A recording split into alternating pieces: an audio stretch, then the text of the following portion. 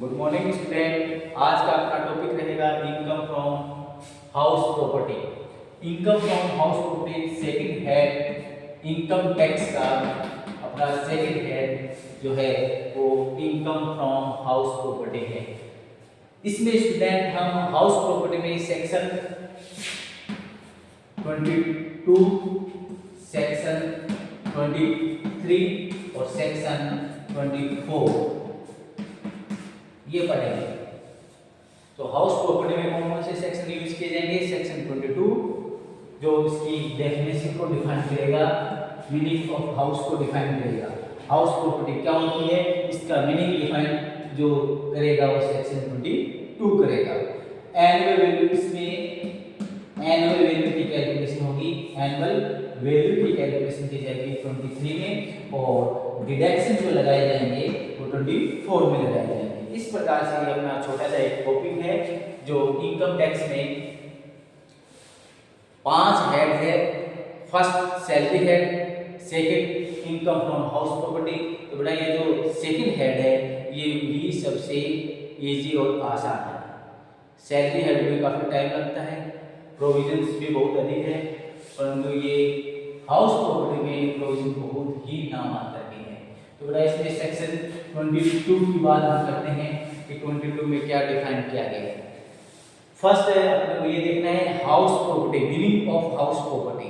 House property किसको कहेंगे ये अपने को क्लियर होना चाहिए कि किसको हाउस कहते हैं। हाउस का मतलब होता है बिल्ड एरिया। देखिए यहाँ पर आपका मकान है, ठीक है, और ये आपका यहाँ पर आपका प्लॉट है। तो ये हाउस प्रॉपर्टी की डेफिनेशन में आ गया। ये पूरा ये आपका हाउस प्रॉपर्टी की डेफिनेशन में आएगा, ठीक है। हाउस उससे लगा हुआ प्लॉट, अटैच प्लॉट है, वो भी हाउस प्रॉपर्टी की डेफिनेशन में आता है। दूसरा एग्जांपल अपने ऐसे लेते हैं, ये आपका मकान है और यहाँ से लाइन और एक यहाँ पर, तो बेटा ये आपका हाउस है और यहाँ से ये जा रहा है, रास्ता जा रहा है और इधर इस रास्ते से इधर अपन बात करें उसमें एक प्लॉट दे रखा है आपका। तो बेटा ये तो हाउस प्रॉपर्टी में आएगा और ये हाउस प्रॉपर्टी में नहीं आएगा क्योंकि ये इस हाउस के अटैच नहीं है। तो मकान और उससे लगी हुई जमीन हाउस प्रॉपर्टी में आएगी।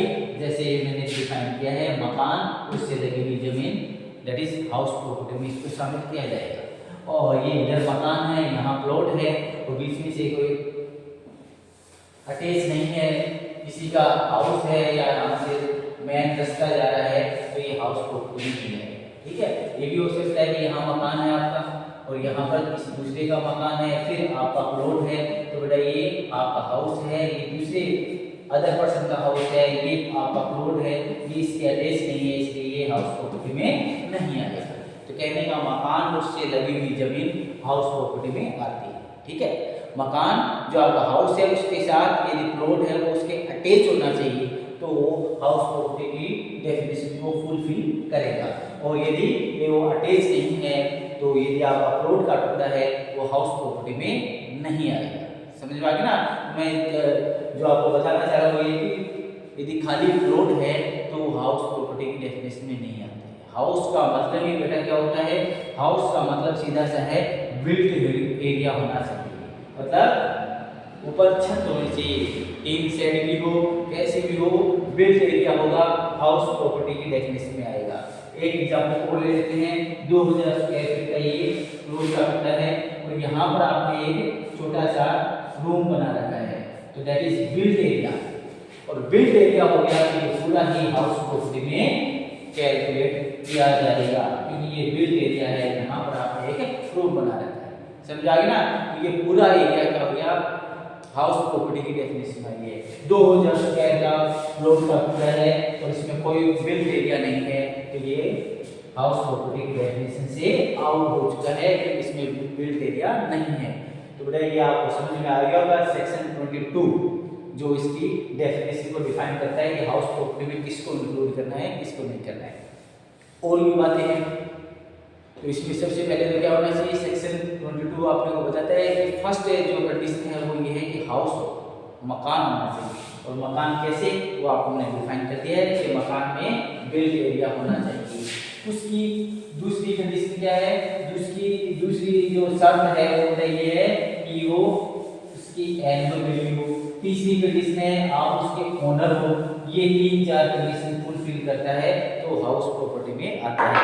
मकान होना चाहिए, ठीक है, और उसके एनुअल वैल्यू हो, आप उसके ओनर हो, तो आपको हाउस प्रॉपर्टी में इनकम उसको लेट आउट कर रखा है, किराए पर दे रखा है, तो उससे अर्निंग होगी, ठीक है। इस प्रकार से मकान उसकी एनुअल वैल्यू होनी चाहिए और आप उसके ओनर हो, ठीक है, आप उसके मालिक होने चाहिए, जब ये हाउस प्रॉपर्टी में आएगा। आपने मकान रेंट पे दे रखा है और आपको क्या उसके हाउस प्रॉपर्टी में और सब लीज पे कर रखा है तो वो हाउस प्रॉपर्टी में नहीं आएगा, ठीक है। जैसे आपने एक मकान है, हाउस है, उसको रेंट पे दे रखे हैं और रेंट पर लेके आपने सब के रूप में आपने रेंट लिया है ₹5000 पर मंथ, और फिर आप मकान रहते आपने मिस्टर एक्स को किराए पर दे दिया है, इसी हाउस को 10,000 पर किराए पर दे दिए हैं, ठीक है।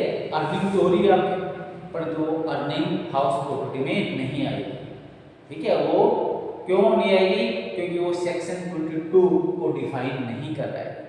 सेक्शन 22 में है कि मकान हो और आप उसके ओनर होने चाहिए, तो आप उसके ओनर नहीं हो, किराएदार हो, पेमेंट हो, इसलिए वो हाउस प्रॉपर्टी डेफिनेशन में नहीं आएगी। कहाँ आएगी वो आगे बताएंगे, अदर सोर्सेज में आएगी। अब कुछ बच्चे करें तो वो नहीं आएगी।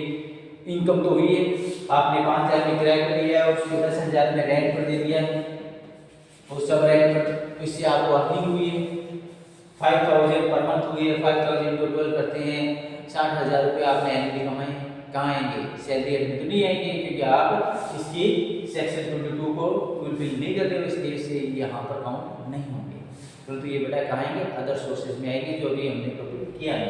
इसलिए आगे जो ट्रांजेक्शन है अपने जितने समझ में ना, इसे हेड से संबंधित है वो समझा रहा हूँ। इसके बाद सेक्शन 22 हो गया। 23 है, वो 23 अपने को डिफाइन करता है एनुअल वैल्यू के बारे में। अब एनुअल वैल्यू क्या होती है और इसको किस प्रकार से डिफाइन करते हैं, इसके लिए अपने को एक फॉर्मेट तैयार करना है। फॉर्मेट बहुत ही आसान है। आपको सबसे पहले ऐसे जैसे कितने हाउस है उसके लिए ऐसे कॉलम बनाना है,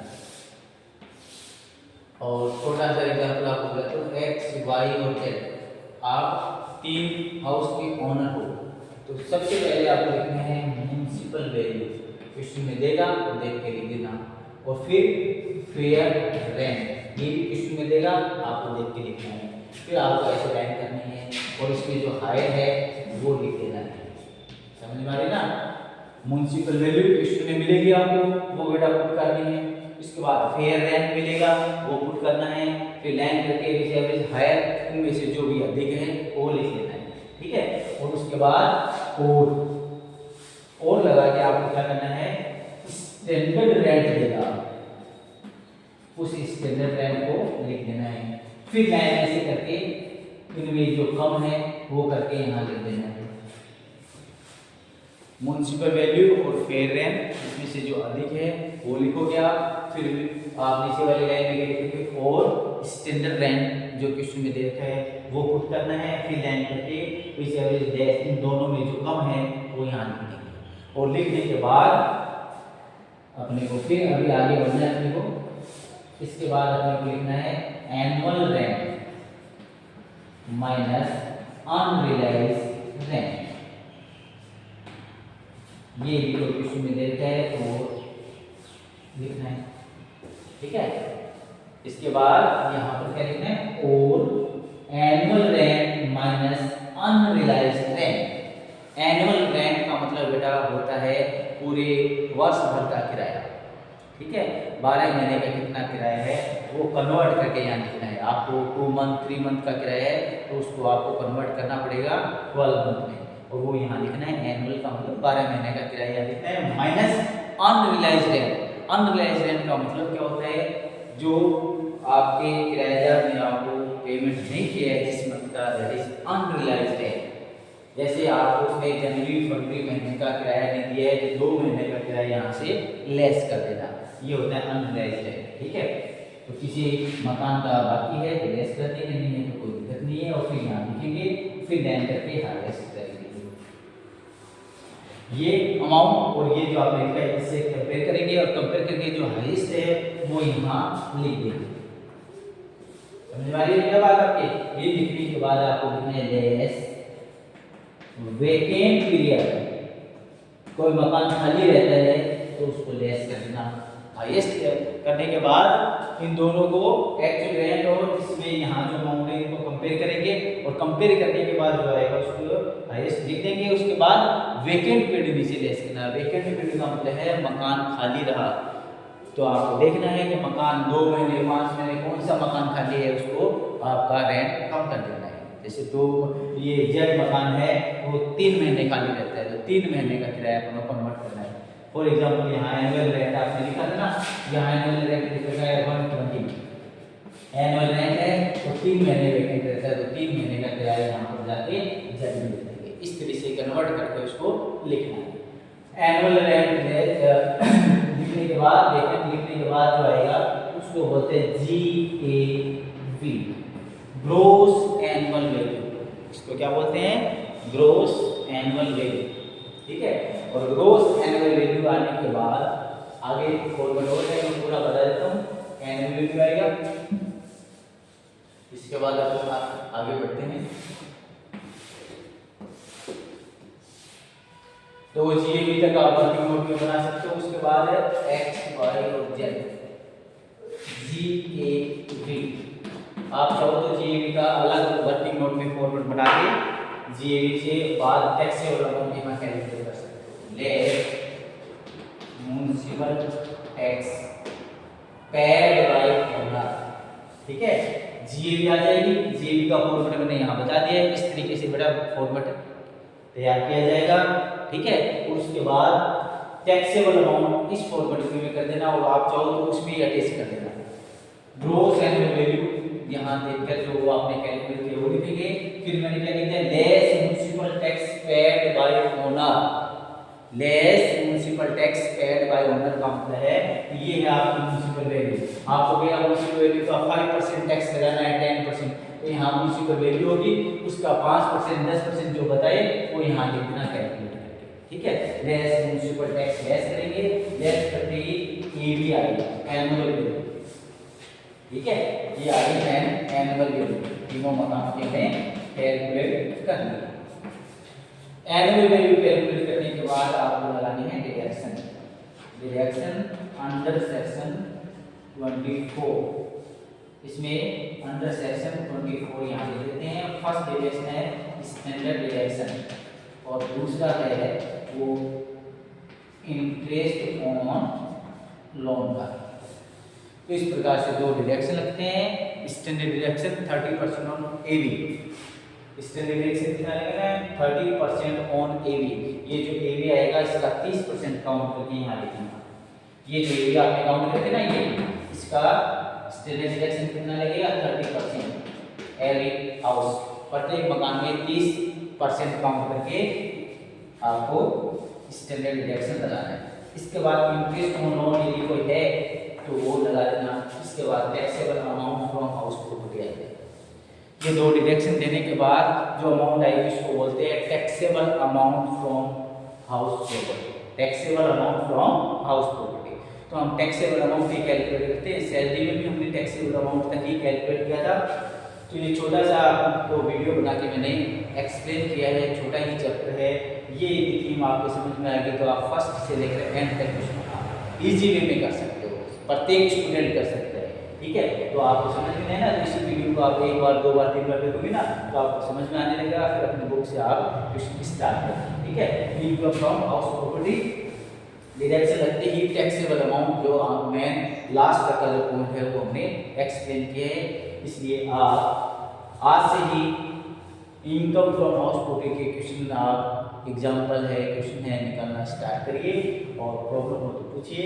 और इसका आपका जो प्रोविजन है वो बुक में जैसे ही प्रैक्टिकल क्वेश्चन स्टार्ट होते हैं उससे पहले समरी के रूप में दे रखे हैं, उसमें भी डिफाइन किया हुआ है।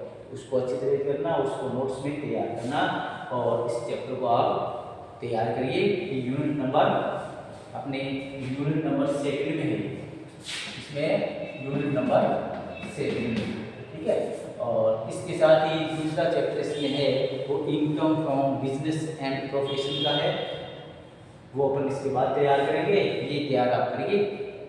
इनकम फ्रॉम बिजनेस प्रोफेशन है वो इससे थोड़ा टिपिकल रहता है, इसलिए अपने को ये तैयार करना है। वैसे आपको बता रखा है कि ये इनकम टैक्स में 5 हेड दे रखे। इनकम टैक्स में कितने हैं? 5 हेड दे रखे हैं। पहला है सैलरी हेड का, दूसरा है इनकम फ्रॉम हाउस प्रॉपर्टी, तीसरा है बिजनेस एंड प्रोफेशन, फोर्थ है कैपिटल गेन और लास्ट है अदर सोर्सेज। तो ये वजह सीक्वेंस से अपने को हेड तैयार करनी ही होती हैं, क्योंकि इसके बाद हम जीटीए तैयार करते हैं और जीटीए में इन्हीं 500 हेडों का क्या होता है टोटल किया जाता है, उसके बाद रिएक्शन दी जाती है। इसलिए इसमें अपने को शॉर्टकट नहीं चलना है, इसमें अपने को 500 हेड तैयार करने ही है, ठीक है। कुछ बच्चे कह रहे कौन सा मोस्ट है, कौन सा आएगा नहीं आएगा, बेटा सभी आएंगे। अपने को 5 हेड अपने को तैयार करनी है, उसके बाद जीटीए की कैलकुलेशन हो पाएगी जो यूनिट नंबर 4, 5 में। क्लियर? इसलिए 4, 5 यूनिट नंबर 4 और 5 करनी है तो उसके लिए अपने को 500 हेड तैयार करनी है, ठीक है। तो ये आप नोट्स में तैयार करिए। Thank you.